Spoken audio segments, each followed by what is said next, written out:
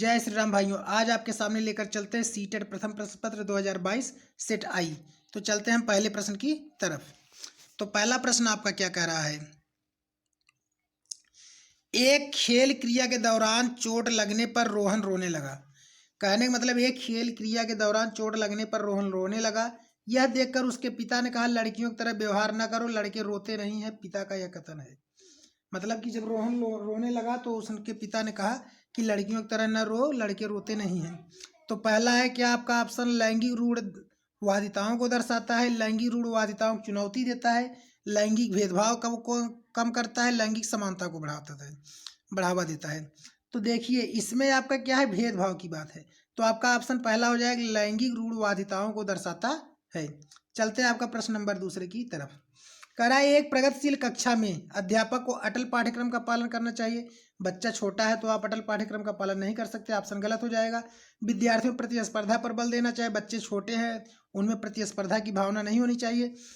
ज्ञान की संरचना के लिए प्रचुर मौके प्रदान करने चाहिए। आपका तीसरा देख लेते हैं और चौथा भी देख लेते हैं। विद्यार्थियों को उनके अकादमिक अंकों के आधार पर नामांकित करना चाहिए। अभी आपका गलत होगा तो ऑप्शन आपका क्या हो जाएगा, तीसरा हो जाएगा। चलते प्रश्न नंबर आपका 3 की तरफ। करा एक गतिविधि के दौरान छात्रों को संघर्ष करते देखिएगा। देखिए अध्यापिका बच्चों को संकेत और इशारे जैसे क्या क्यों कैसे प्रदान करने का फैसला लेती है। लेव वाइगोत्स्की के सिद्धांत के अनुसार अध्यापिका की यह योजना है। यह योजना अध्यापिका की क्या है, बच्चों को अधिगम के लिए अनुप्रेरित या निष्प्रेरित करने की है, अधिगम के लिए पाठ आधारभूत संरचना का काम करने की है, छात्रों प्रत्याहार निकास प्रवृत्तियां पैदा करनी है, या अधिगम की प्रक्रियाओं में अर्थहीन है। इसका ऑप्शन हो जाएगा आपका दूसरा हो जाएगा। क्या हो जाएगा, छात्रों को एक प्रकार से पाठ मतलब कि उनको प्रगतिशील बनाना, आधारभूत संरचना का काम करेगी। चलते प्रश्न नंबर आपका चौथे की तरफ। कह रहा है कि बच्चों के सामाजिकरण के संदर्भ में निम्न में से कौन सा कथन सही है। बच्चों के सामाजिकरण के संदर्भ में कौन सा कथन सही है। विद्यालय सामाजिकरण का द्वितीय कारक और परिवार सामाजिकरण का प्राथमिक कारण है। ठीक है, चलते हैं अगला देख लेते हैं। प्राथमिक विद्यालय सामाजिकरण का प्राथमिक कारण है, जबकि समकक्षी सामाजिकरण का द्वितीय कारक है। समकक्षी सामाजिकरण प्राथमिक और परिवार सामाजिकरण का द्वितीयक है। कह रहा है परिवार एवं जनसंचार दोनों सामाजिकरण द्वितीय कारक है। देखिए बच्चा पैदा होता है, सबसे पहले वो बोलना रहना खेलना कहाँ सीखता है, परिवार सीखता है। ठीक है, इसलिए आपका क्या होगा, परिवार जो होगा प्राथमिक कारण होगा, विद्यालय सामाजिकरण का द्वितीय कारक होगा। ठीक है, तो ऑप्शन आपका पहला हो जाएगा। चलते प्रश्न नंबर 5 की तरफ। 5 क्या कह रहा है कि बहुबुद्धि का सिद्धांत जोर देता है। किस पर जोर देता है आपका बहुबुद्धि का सिद्धांत, बुद्धि लब्धि केवल वर्ड हटा देंगे, हमने शुरू में ही आपका कहा है। और आपके प्रीवियस जो आपके हमने बनाया है वीडियो, उसमें कहा है कि बुद्धि केवल वाले वर्ड को हटा देंगे। एक आयाम में बुद्धिमत्ता अन्य सभी आयामों में बुद्धिमत्ता निर्धारित करती है। अगला देख लेते हैं, बुद्धिमत्ता की विभिन्न दशाएं होती हैं। बुद्धिमत्ता में कोई व्यक्तिगत भिन्नताएं नहीं होती हैं। भैया अगर व्यक्तिगत भिन्नताएं न होती, सब लोग की दिमाग क्या होता है, एक समान होता है। तो ऑप्शन आपका तीसरा हो जाएगा, बुद्धिमत्ता की विभिन्न दशाएं होती हैं। चलते हैं प्रश्न नंबर 6 की तरफ।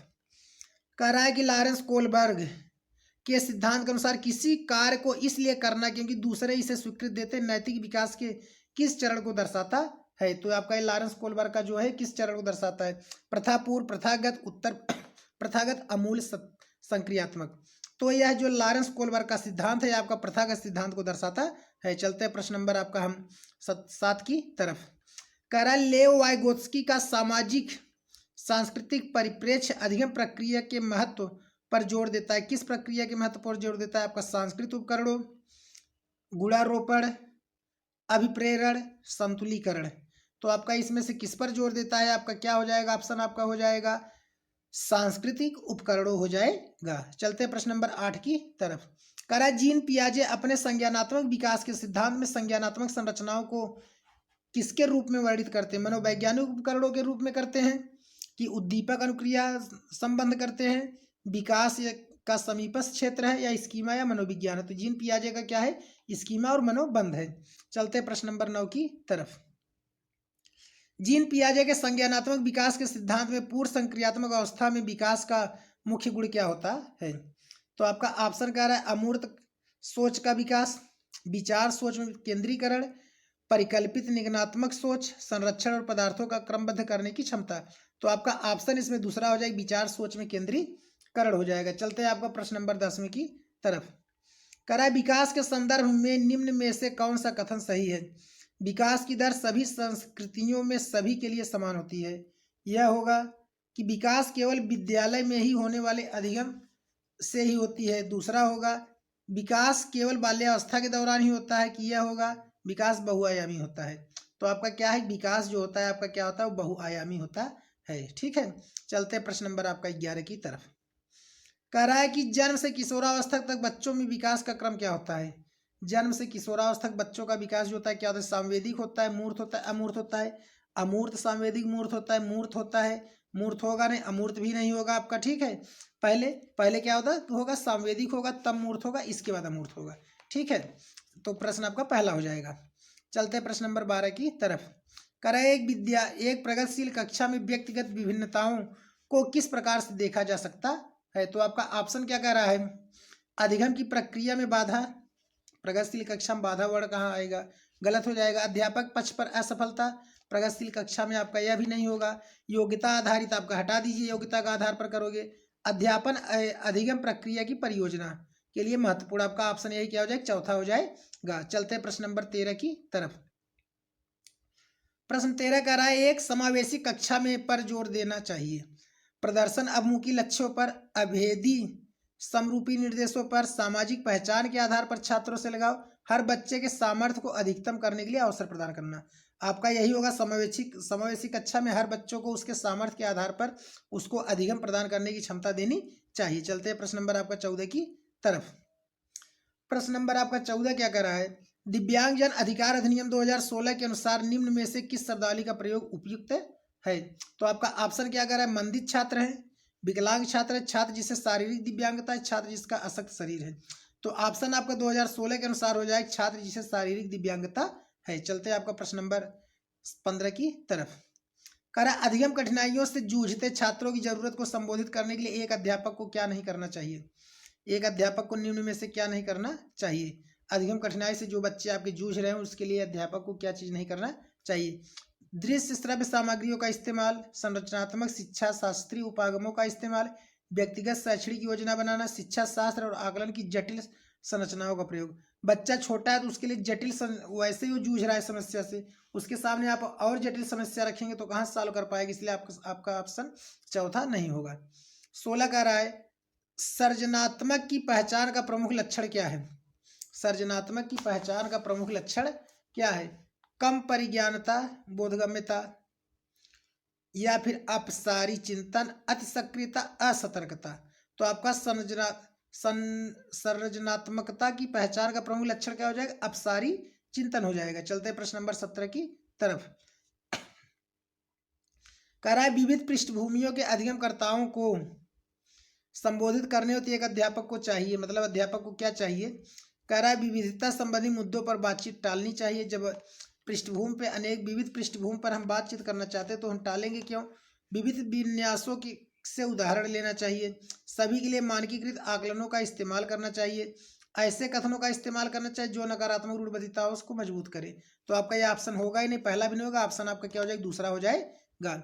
चलते प्रश्न नंबर आपका 18 की तरफ। कह रहा है समस्या समाधान क्षमताओं को किस प्रकार सुसाध्य किया जा सकता है। ऑप्शन कह रहा है आपका लगातार अभ्यास और कार्यान्वयन पर जोर देकर, समस्याओं को हल हेतु जटिल प्रक्रिया के इस्तेमाल द्वारा नहीं होगा, समस्या समाधान करना है, लगातार अभ्यास पर नहीं होगा ऑप्शन, जटिल समस्याओं को हल हेतु अटल प्रक्रिया के द्वारा, मतलब हम पूर्ण रूप से है नहीं, हम करके ही रहेंगे तब भी नहीं होगा। समरूपों के इस्तेमाल को बढ़ावा देकर, विद्यार्थियों में डर की भावना नहीं होगा भाई बच्चों के लिए, समरूपों के इस्तेमाल को बढ़ावा देकर, मतलब उसी के समान ऐसा कोई कार्य दिखाइए कि बच्चों कहिए अब आप यह कार्य करिए। चलते प्रश्न नंबर आपका क्या हो जाएगा 19 की तरफ। कह रहा है अधिगम की अभिप्रेरणा को किस प्रकार कायम रखा जा सकता है। बच्चों को दंड, देखिए बच्चे छोटे, दंड देकर डराकर धमकाकर चीजें नहीं होंगी, तो ऑप्शन कट जाएगा। प्रवीणता अमुखी लक्ष्यों पर जोर देकर, ठीक है। कह रहा है बच्चों को बहुत आसान क्रियाकलाप देकर, यंत्रवत याद करने पर जोर देकर, तो बहुत आसान भी आप नहीं कर सकते हैं, यंत्रवत तो होगा नहीं, तो आपका हो जाए क्या, प्रवीणता अमुखी लक्ष्यों पर जोर देकर, मतलब उसका किस क्षेत्र में कैसा, मतलब वो प्रवीण है, कैसा वो रुचि ले रहा है, तो ऑप्शन दूसरा हो जाएगा। चलते प्रश्न नंबर 20 की तरफ। 20 आपका कह रहा है शर्मिंदगी क्या है, शर्मिंदगी क्या है। का संज्ञान से कोई संबंध नहीं, का संज्ञान पर नकारात्मक प्रभाव पड़ सकता है, आपका यही ऑप्शन सही हो जाएगा। शर्मिंदगी संज्ञान पर नकारात्मक प्रभाव डाल सकता है। ठीक है, चलते हैं प्रश्न नंबर 21 की तरफ। कह रहा है निम्न में से अध्यापन अधिगम का सबसे प्रभावशाली माध्यम कौन सा है। अध्यापन अधिगम का सबसे प्रभावशाली माध्यम इसमें से कौन सा ऑप्शन होगा। विषय वस्तु को यंत्रवत याद करना, देखिए यंत्रवत हमने कहा नहीं होगा। संकल्पनाओं के बीच संबंध खोजना, बिना विश्लेषण के अवलोकन करना, यह नहीं होगा। बिना सोचे समझे हम अवलोकन कर देंगे, यह भी नहीं होगा। अनुकरण नकल का दोहराना, नकल हम क्यों दोहराए भाई, किसी बच्चे को नकल के लिए हम क्यों प्रेरित करें, यह भी नहीं होगा। तो ऑप्शन आपका क्या हो जाएगा, दूसरा हो जाएगा। चलते प्रश्न नंबर 22 की तरफ। करा एक अध्यापिका को दिए गए किसी कार्य कलाप में छात्रों की विभिन्न त्रुटियों का विश्लेषण करना चाहिए, क्योंकि। तो ऑप्शन आपका कह रहा है इसके आधार पर वह दंड की मात्रा को निर्धारित कर सकती है। त्रुटियों को समझ अध्यापन अधिगम प्रक्रिया के लिए अर्थपूर्ण है। इसके आधार पर वह ज्यादा त्रुटियां करने वाले छात्रों को दूसरे से अलग कर सकती है। अधिगम केवल त्रुटियों के शोधन पर निर्भर करता है। तो इसमें आपका ऑप्शन दूसरा हो जाएगा। विश्लेषण किस प्रकार से करना चाहिए, त्रुटियों की समझ हो, मतलब गलती कैसा कर रहा है। अध्यापन अधिगम में उसका किस तरह से वह अर्थपूर्ण कार्य कर रहा है। तो ऑप्शन आपका दूसरा हो जाएगा। 23 कह रहा है बच्चों को सीखने में कठिनाई होती है जब। बच्चों को सीखने में कठिनाई होती है कब। ऑप्शन दे रहा है सूचना अलग अलग टुकड़ों में प्रस्तुत किया जाए, वह आंतरिक रूप से अभिप्रेरित हो। छोटे बच्चे हैं, आंतरिक रूप से अभिप्रेरित नहीं होंगे भाई। अधिगम सामाजिक संदर्भ में हो, विषय वस्तु को बहुरूपों में प्रस्तुत किया गया हो। तो बच्चों को सीखने में कठिनाई सबसे ज़्यादा कब होगी, जब उन्हें अलग अलग कार्यों को प्रस्तुत करना होगा। ठीक है, चलते हैं आपका हो जाएगा ऑप्शन क्या हो जाएगा, पहला हो जाएगा। चलते प्रश्न नंबर आपका 24 की तरफ। तो 24 क्या कर रहा है, अधिगम की सर्वोत्तम अवस्था कौन सी है। उत्तेजना है, उच्च भय है, निम्न उत्तेजना, उच्च भय, संतुलित उत्तेजना, भय कोई नहीं। तो आपका यही ऑप्शन हो जाएगा, बच्चों में संतुलित उत्तेजना हो और उनको कोई डराया धमकाया न जाए। ठीक है, तीसरा हो जाएगा ऑप्शन आपका। चलते हैं प्रश्न 25 की तरफ। अधिगम का संरचनात्मक विकास यह सुझाव देता है कि ज्ञान की संरचना में आपका क्या है, बच्चों की कोई भूमिका नहीं होती है, गलत हो जाएगा। बच्चों को पूर्ण रूप से वयस्कों पर निर्भर रहते हैं, यह भी आपका गलत है। बच्चे सक्रिय भूमिका निभाते हैं, यही आपका क्या हो जाएगा, सही हो जाएगा। चलते प्रश्न नंबर 26 की तरफ। अधिगम के लिए निम्न में से कौन सी धारणा उपयुक्त है। योग्यता सुधार है, या फिर आपका कह रहा है कि योग्यता अटल हो, प्रयासों में कोई फर्क ना हो, असफलता अनियंत्रित हो। बच्चा छोटा है, योग्यता में उसके सुधार किया जाए, जिस तरह से उसी तरह उसको कार्य सौंपा जाए। चलते हैं आपका प्रश्न नंबर 27 की तरफ। करा निम्न में से कौन सी परिपाटी विद्यार्थियों में संकल्पनात्मक समझ में बढ़ोतरी करने में सहायक है। कौन सा है आपका, ऑप्शन में कह रहा है प्रतिस्पर्धा आधारित प्रतिस्पर्धाएं, पाठ्य पुस्तक केंद्रित शिक्षा शास्त्र, बारंबार परीक्षाएं, अन्वेषण और संवाद। तो आपका ऑप्शन चौथा हो जाएगा, अन्वेषण और संवाद हो जाएगा। चलते प्रश्न नंबर 28 की तरफ। 28 क्या कह रहा है आपका, एक कार्य के दौरान सायना स्वयं से बात करती है कि वह कार्य किस प्रकार प्रगति कर सकती है। लेव वाइगोस्की के भाषा और चिंतन सोच के बारे में दिए गए विचारों के अनुसार इस तरह का व्यक्तिगत वाक्य क्या दर्शाता है। संज्ञानात्मक अपरिपक्वता, ठीक है, या फिर कह रहा है स्वनियमन, आत्मकेंद्रिता, मनोवैज्ञानिक विचार। तो बच्चा स्वयं से आपका भाषा चिंतन कर रहा है, तो इसलिए क्या हो जाएगा, स्वनियमन हो जाएगा। चलते प्रश्न नंबर 29 की तरफ। कह रहा है मूल्यांकन पद्धतियों का लक्ष्य होना चाहिए, क्या होना चाहिए मूल्यांकन पद्धतियों का लक्ष्य। विद्यार्थियों को नामांकित करना होना चाहिए, मतलब कि कुछ विद्यार्थी नामांकित करें, यह नहीं होगा। योग्यता आधारित समूहों में विभाजित करना चाहिए, यह भी नहीं होगा। विद्यार्थियों की जरूरतों एवं आवश्यकताओं की पहचान करना। ठीक है, मूल्यांकन पद्धतियों का लक्ष्य क्या होना चाहिए, बच्चे कैसे हैं, किस तरह के, उनके अनुसार क्या करना चाहिए, उनकी जरूरतों की और आवश्यकताओं की पहचान करना चाहिए। ऑप्शन आपका क्या हो जाएगा, तीसरा हो जाएगा। चलते लास्ट प्रश्न आज के 30 की तरफ। कह रहा है बच्चों के विकास की व्यक्तिगत विभिन्नताओं को किस प्रकार प्रतिरोपित किया जा सकता है। ऑप्शन कह रहा है केवल अनुवांशिकता पर, बच्चों के विकास को केवल अनुवांशिकता पर नहीं किया जा सकता। केवल पर्यावरण पर, यह भी नहीं होगा, मतलब केवल पर्यावरण ही उनके ऊपर सक्रिय होगा तो विकास करेंगे।